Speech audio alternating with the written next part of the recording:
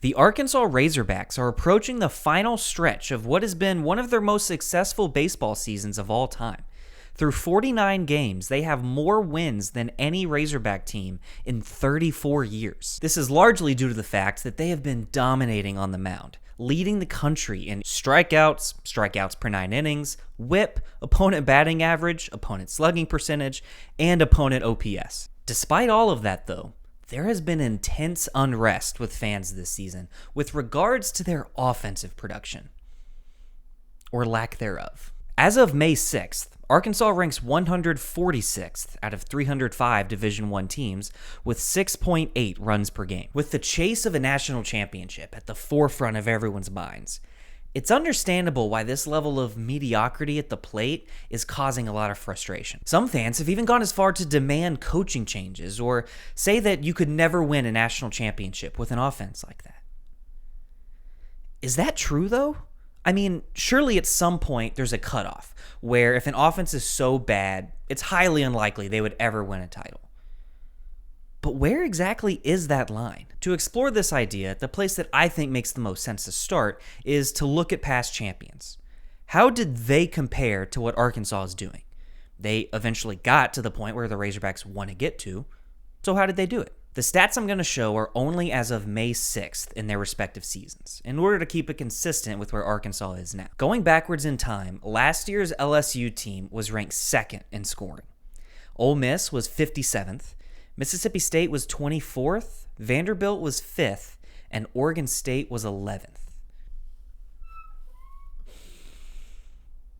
Yikes, is what I said after just seeing the last 5 years. But continuing this research reveals something interesting. In 2017, Florida was ranked 225th in scoring. In 2015, Virginia was 153rd. And in 2013, UCLA was 205th. Now you might be asking, how on earth did some of those teams win national championships? Did they just have insane pitching? Well, Florida and UCLA were ranked 14th in ERA, so good, but Virginia was 63rd. So to recap, 3 of the last 10 national champions at this point in the season had worse offense and pitching than this year's Arkansas team. And after all, if the goal of baseball is to just score more runs than your opponent, there are 2 sides to that equation. And Arkansas is currently ranked 15th in the country in average run differential. That actually matches up quite favorably with the past champions. Side note, can we talk about this 2017 Florida team? Looking at these numbers, you would think they struggled like all season and then just got hot in the tournament. Nope. They won the SEC regular season. They spent 1 week all year outside of the top 10, and they were the number 3 national seed before they went on to win the title. This is the most extreme example of just winning games and letting the rest take care of itself. But looking at these numbers as a whole, can we really say that this Razorback team definitively can't win a national championship? Absolutely not. I don't want to totally disregard the offensive struggles, though. This has been the worst season for Razorback run production in 10 years, going back to 2014. So the concerns are legitimate. What seems to be fueling a lot of the fire in fans, though, is the appearance of this being a worsening trend. Prior to the 2014 season, Arkansas hired Tony Vitello as its hitting coach. During his 4 years, the Razorbacks largely improved on their national ranking in runs per game. He then left to become head coach at Tennessee, and Arkansas filled that role with Nate Thompson. Coach Thompson didn't do anything to slow down that momentum. In his first 3 full seasons at Arkansas, run production improved every year. The last 3 years, though, we can't say the same. This graph is really interesting to me because it's one of those that feels like an analytical Rorschach test, where 2 people can look at it and find evidence to support opposing beliefs that they already had. On one hand, Vitello had a lot of momentum in making Arkansas one of the premier offensive programs in the country, and Thompson took advantage of that at first, only to squander it later. But on the other hand, Nate Thompson's worst year was better than Vitello's worst year. His second worst was better than Vitello's second worst. His third worst better than Vitello's third worst. And Nate Thompson has had 3 years all better than Tony Vitello's best season at Arkansas, by a pretty wide margin too. And Coach Thompson's best season came 4 years after Vitello left. So it's hard not to give him full credit for that. All that is to say, Nate Thompson has proven that he's capable of leading an elite offense. But the last 3 years have been a slump that will make sustaining this level of success in the program increasingly difficult. The thorn poking a lot of fans in the side, though, is that when Tony Vitello left Arkansas, he didn't just disappear.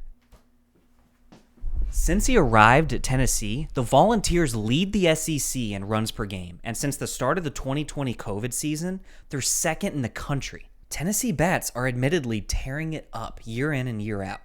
So far, it hasn't led to more program success, but it doesn't help the anxiety of Hog fans when they have to watch guys like Hagen Smith dominate, only to win games 2-1.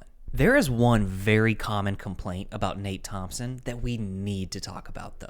Year after year, the Twitter mob exclaims outward that Arkansas's offense always fizzles out in the postseason. That every year they're eliminated because they can't score runs when it matters most. And I just don't know if that's as big of a problem as people tend to believe. I mean, yeah, if you only look at postseason games in which Arkansas lost, they probably didn't score many runs. But guess what? If you only look at games where a team lost, any team, at any time, they probably didn't score many runs. In fact, if they had scored more runs, they most likely wouldn't have lost. Like, this is not a random sample that we're looking at here. You are much more likely to score fewer runs in games in which you were eliminated, because if you had scored more runs, you probably wouldn't have been eliminated.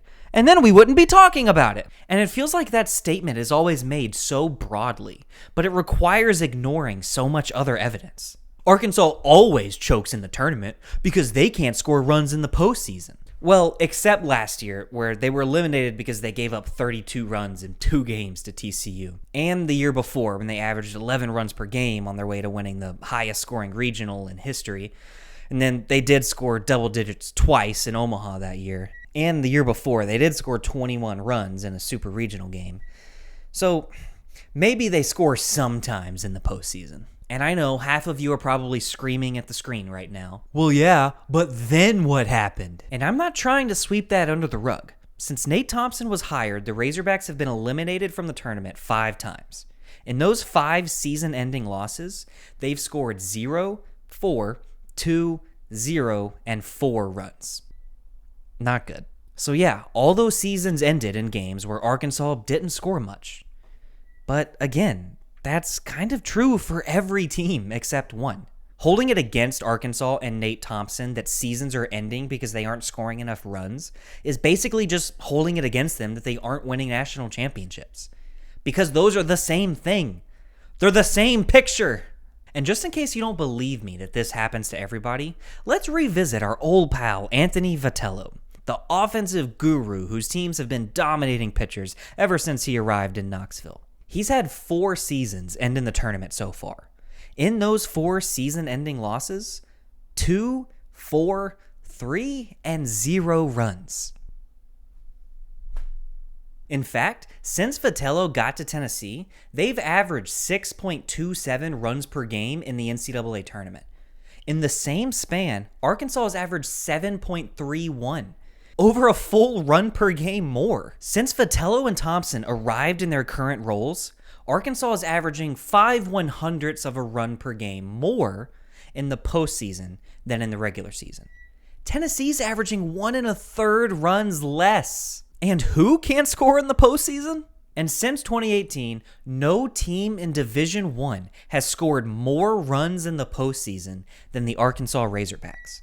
And yeah, that's mostly because they've played more postseason games than anyone else.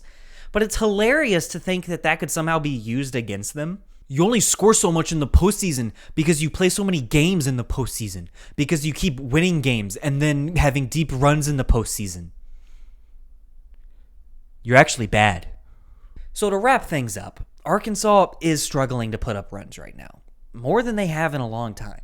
But at least to this point, it hasn't gotten in the way of them winning games at the rate needed to get a top 8 national seed. And teams in much worse situations than them have still gone on to make it all the way to the end. So let's just take it easy. Enjoy the rest of the season. You get to watch an elite baseball program every week. Go outside. I, however, will not be joining you because outside is where the pollen lives, and it has been kicking my ass.